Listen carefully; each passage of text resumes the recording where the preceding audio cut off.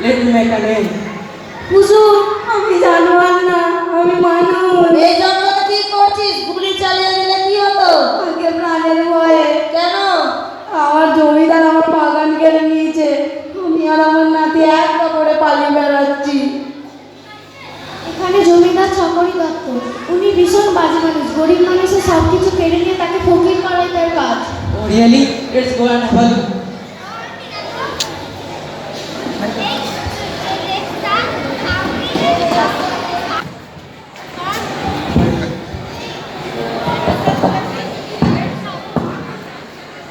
আমার কি সৌভাগ্য ইংরেজ সাহেব সব এসেছেন আমার এখানে। How dare you? Who are you to have the privileges?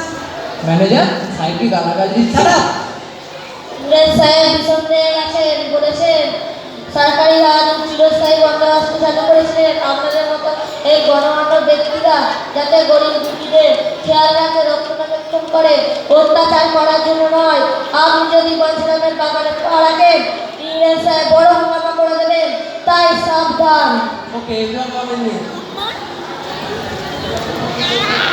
এত বড় অপমান, এই অপমান আমি সহ্য করতে পারবো না।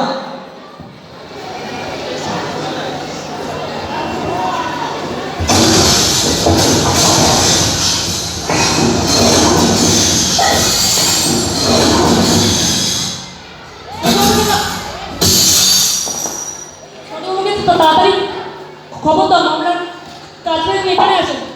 কর্তাকে সামনে আমাদের কর্ম নয়।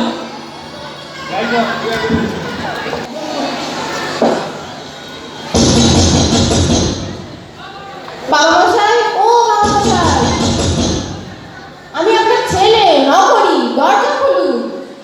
আমি ওদের নামে মানহানির মামলা করবো, ভয় পাবেন না, দরজা খুলুন।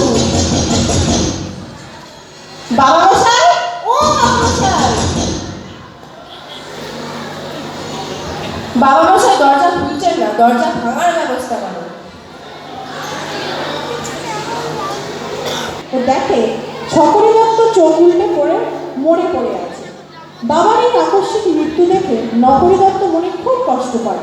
আর এদিকে সকরির অতৃপ্ত আত্মা বাগান পাওয়ার আশায় বাঞ্ছারামের বাগানে আশ্রয় নেয়। এভাবেই কেটে যায় 10-12 বছর।